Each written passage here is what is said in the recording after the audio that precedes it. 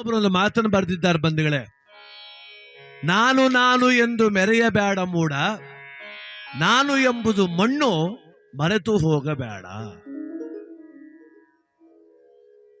ವ್ಯವಸಾಯ ಮಾಡೋರಿಗೆಲ್ಲ ಲಾಭನೇ ಆಗ್ತಿಲ್ಲ.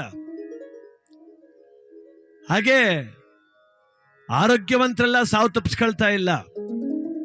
ತುಂಬಾ ಓದ್ದವ್ರಿಗೆಲ್ಲ ಕೆಲಸ ಸಿಗ್ತಾ ಇಲ್ಲ. ನೋಡಕ್ ಚೆನ್ನಾಗಿದ್ರು, 10 ಎಕರೆ ಗದ್ದೆ ಇದ್ರು ಹೆಣ್ಣು ಸಿಗ್ತಿಲ್ಲ. ಅವೆಲ್ಲ ದುರ್ಲಭ. ದೈವ ಬಲ ಬೇಕು ಜೊತೆಗೆ. ಮದ ಬರಬಾರ್ದು ಮನುಷ್ಯನಿಗೆ. ಮದ, ಯೌವನ ಮದ, ಕುಲ ಮದ, ವಿದ್ಯಾ ಮದ ಇವೆಲ್ಲ ಬರ್ತವೆ. ಸ್ವಲ್ಪ ಹುಷಾರಾಗಿರ್ಬೇಕು. ಬೆಳಗ್ಗೆ ಎದ್ದು ದೇವ್ರ ಕೈ ಮುಗಿದು ಇಂತಿಂಥದ್ದು ಕೊಡು ಅಂತ ಕೇಳ್ತೀವಲ್ಲ, ಇಂತಿಂಥದ್ದು ಕೊಡಬೇಡ ಅಂತೂ ಕೇಳ್ಬೇಕು. ಇನ್ನೊಬ್ರು ಬದುಕು ನೋಡಿ ಸಂಕಟ ಪಡೋ ಬುದ್ಧಿ ಕೊಡಬೇಡ. ನಾನು ನಾನು ಅಂತ ಮೆರೆಯೋ ಬುದ್ಧಿ ಕೊಡಬೇಡ. ಇವೆಲ್ಲ ಕೇಳ್ಬೇಕು. ಅದರಲ್ಲೂ ಕೂಡ ಅತ್ಯಂತ ಕೆಟ್ಟದ್ದು ಅಹಂಕಾರ.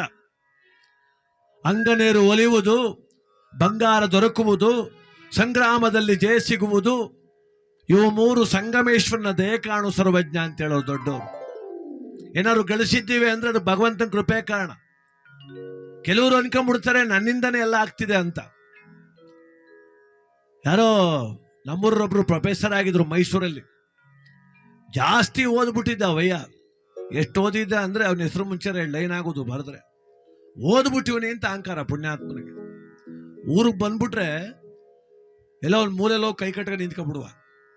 ಯಾಕೆಂದ್ರೆ ಅವನ ಜೊತೆಲಿ ಮಾತಾಡೋಕೆ ಯಾರಿಗೂ ಅರ್ಹತೆ ಇಲ್ಲ ಅಂತ ಅವನ ಲೆಕ್ಕಾಚಾರ. ನಾ ಜಾಸ್ತಿ ಓದ್ಬಿಟ್ಟಿವನಿ, ನನ್ನ ಜೊತೆ ಯಾರು ಮಾತಾಡ್ರಿ ಊರಲ್ಲಿ ಅಂತ. ಪಕ್ಕದಲ್ಲಿ ಯಾರೋ ಕೂತ್ಕೊಂಡ್ಬಿಟ್ರೆ ನಿನ್ನ ಹೆಸರೇನು ಅಂತ ಕೇಳ್ತಿರ್ಲಿಲ್ಲ, ನೀನು ಯಾವ ಊರು ಅಂತ ಕೇಳ್ತಿರ್ಲಿಲ್ಲ, ಎಷ್ಟು ಓದಿದಿ ಅಂತ ಕೇಳ್ತಿದ್ದು ಮೊದ್ಲು. ಅವನ ಪಕ್ಕ ಕೂತ್ಕೋಬೇಕಾದ್ರೆ ಡಿಗ್ರಿ ಪಾಸ್ ಮಾಡ್ಕೊಂಡೇ ಕೂತ್ಕೋಬೇಕು ನಾವು ಅಂತ ಹಣೆ ಬರ. ಯಾರಾದ್ರೂ ಊರಿಂದ ಲಗ್ನ ಪತ್ರಿಕೆ ತಗೊಂಡು ಹೋಗೋರು ಮಕ್ಳು ಮದುವೆ ಕರೀಕವನ್ನ, ಓದೋರ ಟೀ ಕುಡಿಯಪ್ಪ, ಕಾಫಿ ಕುಡಿಯಪ್ಪ, ದುಡ್ದಿಂದ ಬಂದಿದ್ದಿ, ಊರಲ್ಲಿ ಚೆನ್ನಾಗವ್ರೆಲ್ಲ ಏನು ಕೇಳ್ತಿರ್ಲಿಲ್ಲ. ಮಗಳು ಮದುವೆ ಮಾಡ್ತಿದ್ಯಾ, ಏನು ಓದವಳೆ ನಿನ್ನ ಮಗಳು? ಓದಿಲ್ಲ ಸ್ವಾಮಿ. ಓದಿಲ್ವಾ? ನಿನ್ನ ಅಳಿಯ ಇವನು ಮದುವೆ ಮಾಡ್ತಿದ್ದೆ ಹುಡುಗ, ಅವನು ಓದಿಲ್ಲ. ಇವ್ರಿಗೆ ಯಾಕೆ ಮದುವೆ ಅಂತ ಬಿಸಾಕ್ಬಿಡುವ ಲಗ್ನ ಪತ್ರಿಕೆ. ಲಗ್ನ ಪತ್ರಿಕೆ ಹೆಂಗಾರು ಕೇಳಲಿ, ತಿಥಿ ಕಾರ್ಡ್ ತಗೊಂಡು ಹೋದ್ರೂ ಕೇಳುವ ಸತ್ತೋಗ್ರೂ ಎಷ್ಟು ಓದಿದ್ದ ಅಂತ.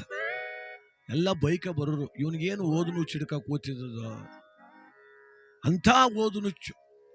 ಒಂದ್ಸಲ ಬೆಂಗಳೂರಿಗೆ ಹೋಗ್ಬೇಕಾಯ್ತು. ಮೈಸೂರಲ್ಲಿ ಟ್ರೈನ್ ಹತ್ತು ಕೂತ್ಕೊಂಡ್ರು. ಪಕ್ಕ ಸೀಟ್ ಖಾಲಿ ಅದೆ. ಅವ್ರು ಅನ್ಕೊಂಡ್ರು ಹೆಂಗೋ ಮಂಡಿಗೆ ಹೋಗಿ ಟ್ರೈನ್ ನಿಂತ್ಕೊಂತದೆ, ಯಾರಾದ್ರೂ ನನ್ನಂತ ವಿದ್ಯಾವಂತ ಬಂದು ಪಕ್ಕದಲ್ಲಿ ಕೂತ್ಕೊಬಿಟ್ರೆ ಬೆಂಗಳೂರಿಗಂಟು ಅರಟೆ ಹೊಡ್ಕೊಂಡು ಹೋಮ ಅಂತ ಇವನ್ ಲೆಕ್ಕಾಚಾರ. ಮಂಡ್ಯಕ್ಕೆ ಬಂದು ಟ್ರೈನ್ ನಿಂತ್ಕತ್ತು. ಬಾಗಿಲು ಕಡೆ ನೋಡ್ತಿದ್ರು ಪ್ರೊಫೆಸರ್, ಯಾರು ಬಂದವರು ಕಾಣೆ ಅಂತ. ಯಾರೋ ಮುದುಕಪ್ಪ, ಮಗಳು ಬೆಂಗಳೂರಲ್ಲವಳೆ, ನೋಡಕ್ಕೆ ಹೊರಟ್ಬಿಟ್ಟವನು ಇವನು. ಏನೊಂದು ತೆಂಗಿನಕಾಯಿ ಹಿಡ್ಕೊಂಡು, ಒಂದು ಅರ್ಧ ಮೂಟೆ ಅಕ್ಕಿ ಬೇರೆ ಹಿಡ್ಕೊಂಡು, ಹೆಗಲ ಮೇಲೆ ಪಂಚೆ ಹಾಕೊಂಡು ಪಟಪಟಿ ಚಡಿಲಿ ಬಂದು ತಟಾರಂಗ್ ಕೂತ್ಕೊಬಿಟ್ಟ. ತಲೆ ಕೆಟ್ಟೋಯ್ತು ಅವನಿಗೆ. ಏಯ್ ಯಾವ ಊರು ಅಂದ. ಇದ್ಯಾಕಪ್ಪ ಧನಾದ್ರ ಸಂಘ ಅದರ್ಸಿಯ, ಇಲ್ಲಿ ಅನಿಯಂಬಾಡಿ ಅಂದ ಅವನು. ಹೌದಾ, ಎಷ್ಟು ಓದಿದೀಯ? ಎಷ್ಟು ಓದಿದೀಯ ಅಂದ್ರು. ಅಪ್ಪ ಓದು ಸುದ್ದಿನ ಅಂಥವು ಯಾಕೆ ಕೇಳಿ ನೀನು? ಈ ಸ್ಕೂಲ್ ಹೆಂಗದೆ ಅಂತ ನೋಡ್ಲಿಲ್ಲ ನಾನು ಅಂದ ಅವನು. ಹೋಗಿ ದೂರ ಕೂತ್ಕೊಬಿಡು ಅಂದ್ರು. ಯಾಕಪ್ಪ ಅಂದ. ಯಾಕೆ ಅಂದ್ರೆ ನಾನು ಜಾಸ್ತಿ ಓದಿವ್ ಕಣಯ್ಯ, ನಾನು ತುಂಬಾ ಓದಿದ್ದೀನಿ. ನನ್ನ ಪಕ್ಕ ಕೂತ್ಕೊಳ್ಳೋಕ್ಕೆ ಏನು ಅರ್ಹತೆ ಇದೆ ನಿನಗೆ? ನೀನು ಓದಿಲ್ಲ, ನಾನು ಓದಿದ್ದೀನಿ, ದೂರ ಕೂತ್ಕೊ ಅಂದ್ರು. ಮುದುಕಪ್ಪ ಅಂದ, ಸ್ವಾಮಿ ನೀವು ಓದಿದ್ರು ಕಾಸು ಕೊಟ್ಟೆ ಟಿಕೆಟ್ ತಗೊಂಡಿರೋದು, ನಾವು ಓದಿದ್ರು ಕಾಸು ಕೊಟ್ಟೆ ಟಿಕೆಟ್ ತಗೊಂಡಿರೋದು. ರೈಲೇ ನಿಮ್ಮ ಅಪ್ಪಂದಲ್ಲಕ್ಕಂಗೆ ಕೂತ್ಕೊ ಅಂತ ಹೇಳ್ಬಿಟ್ಟು ಕೂತ್ಕೊಬಿಟ್ಟ. ಪಾಪ ಬಂದ್ಬಿಡ್ತೀವ ಹಿಂಗೆ. ನಿನ್ನಂಥವ್ರು ಓದ್ದೆ ಓದ್ದೆ ಓದ್ದೆ ನಮ್ಮ ದೇಶ ಹಾಳಾಗಿ ಹೋಗೋದೆ ಅಂದ್ರು. ಅದಕ್ಕೆ ಮುದುಕಪ್ಪ ಅಂದ, ಅಯ್ಯೋ ಸುಮ್ಮ ಕೂತ್ಕಪ್ಪ, ನಂಗೂ ಗೊತ್ಕನ. ಓದಿದ್ರು ಕತೆ ನಾನು ಕಾಣ್ಣ, ಕೂತ್ಕ ಸುಮ್ಮನೆ. ನಮ್ಮೂರಲ್ಲಿ ಯಾರು ಜಾಸ್ತಿ ಓದಲಿಲ್ಲ. ಒಂದು 4-5 ಜನ ಅರ್ಧಂಬರ್ಧ ಓದ್ಬಿಟ್ಟು ಡೈರಿತ ಪೇಪರ್ ಅಂತ ಕೂತ್ಕೊತಾರೆ. ನನ್ನ ಮಕ್ಕಳೇ ನಮ್ಮೂರು ಹಾಳು ಮಾಡ್ಮಡ್ಗವ್ರೆ ಅಂದ ಅವನು. ಹಿಂಗನ್ನಲ್ಲ ಅಂತ ಕೋಪ. ಪ್ರೊಫೆಸರ್ ಅನ್ಕೊಂಡ್ರು, ಏನಾ ಮಾಡಿ ಮುದುಕಂಗೆ ಬುದ್ಧಿ ಕಲಿಸ್ಬೇಕು. ನಾವು ಬೆಂಗಳೂರಿಗೆ ಹೋಗೋದು ಬುದ್ಧಿ ಕಲಿಸ್ಬೇಕು. ಏನು ಮಾಡೋದು? ಹೆಂಗಾರ ಮಾಡಿ ಒಂಥವ್ರು ದುಡ್ಡೆಲ್ಲ ಕಿತ್ಕೊಬಿಟ್ರೆ ಮೆಜೆಸ್ಟಿಕಲ್ಲಿ ಭಿಕ್ಷೇತ್ವ ಮಾಡಕ್ ಬಿಡ್ಬೇಕು ಅಂತ ಅವ್ರು. ಆಮೇಲೆ ಮಾತಾಡ್ಸಿದ್ರು, ನೋಡೋ ನನ್ನ ಪಕ್ಕ ಕೂತ್ಕೋಬಾರ್ದಾಯ್ತು, ಕೂತ್ಕೊಂಡಿದ್ದಿ ಆಯ್ತು. ನಾನು ಓದಿವ್ನಿ, ನೀನು ಓದಿಲ್ಲ ತಾನೆ. ಈಗ ನಾನು ಬುದ್ಧಿವಂತನ ನೀನು ಬುದ್ಧಿವಂತನ ಗೊತ್ತಾಯ್ತದೆ. ನನ್ನ ಜೊತೆಲಿ ಒಂದು ಆಟ ಆಡ್ಬಿಡು ಅಂದ್ರು. ಏನು ಆಟವಪ್ಪ ಅಂದ. ಏನಿಲ್ಲ, ನಾನು ನಿಂಗೊಂದು ಪ್ರಶ್ನೆ ಕೇಳ್ತೀನಿ, ನೀನು ನನಗೆ ಉತ್ತರ ಕೊಡು. ನಿನಗೆ ಉತ್ತರ ಕೊಡು ಬರ್ದೆ ಹೋದ್ರೆ 100 ರೂಪಾಯಿ ದಂಡ ಕಟ್ಬಿಡು. ಆಯ್ತು. ಆಮೇಲೆ ನೀನು ನಂಗೊಂದು ಪ್ರಶ್ನೆ ಕೇಳು, ನೀನು ಕೇಳು ಪ್ರಶ್ನೆಗೆ ನಂಗೆ ಉತ್ತರ ಕೊಡಕ್ಕೆ ಬರ್ದೇ ಹೋದ್ರೆ ನಾ ಪ್ರೊಫೆಸರ್ ಕಣೋ ಮೈಸೂರಲ್ಲಿ 1,000 ರೂಪಾಯಿ ಕೊಟ್ಬಿಡ್ತೀನಿ ಅಂದರು.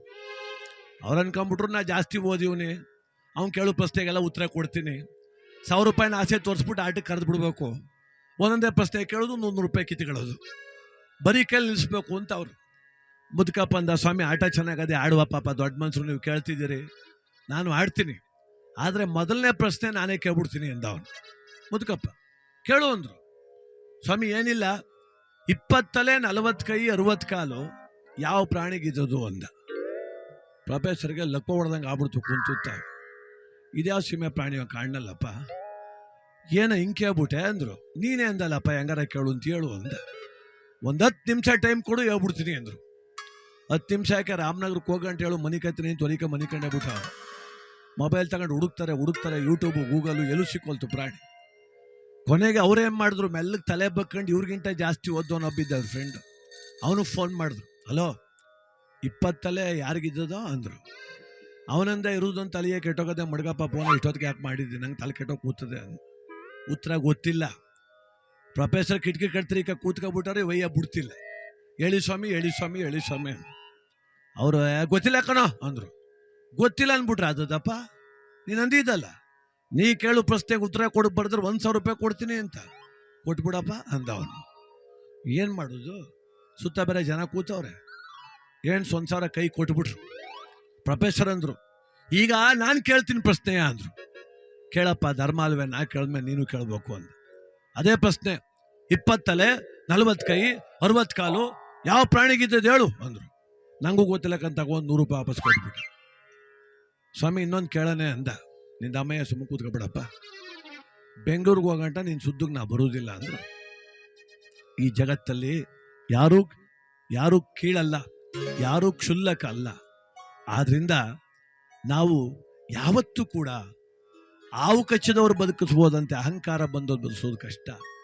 ಕೊಟ್ಟಿರುವಂಥ ಸಂತಸ್ತು, ಕೊಟ್ಟಿರುವಂಥ ಹಣ, ಗಳಿಸಿರುವಂಥ ವಿದ್ಯೆ, ಇವೆಲ್ಲ ಕೂಡ ಸಂಸ್ಕಾರ ಕೊಡಬೇಕೆ ಹೊರತು ಅಹಂಕಾರ ಕೊಡಬಾರದು. ಬಹಳ ಜನ ನೋಡಿ ಹೇಳ್ತಾರೆ, ಸರ್ ಅಷ್ಟೆಲ್ಲ ದೊಡ್ಡ ಮನುಷ್ಯ, ಇಷ್ಟು ಸಿಂಪಲ್ಲಾಗಿ ಅವ್ರಿಗೆ ಗೊತ್ತಾ ಸರ್, ಹಂಗಿರ್ಬೇಕಲ್ವಾ ಅಂತ. ಇವತ್ತು ಯಾರಾದರೂ ಆತ್ಮೀಯತೆಯಿಂದ ಹೆಗಲ ಮೇಲೆ ಕೈ ಇಟ್ಟರೆ ನಮ್ಮೂರು ಅಂತ ಒಪ್ಕೊಂಡ್ಬಿಡ್ತೀವಿ ನಾವು, ಅಷ್ಟು ಆತ್ಮೀಯತೆ. ಹಾಗೆ ಜನರ ಮನಸ್ಸನ್ನು ಗೆಲ್ಲಬೇಕು, ಮದ ದೂರ ಇರಬೇಕು, ಮನಸ್ಸನ್ನು ಗೆಲ್ಲಬೇಕು.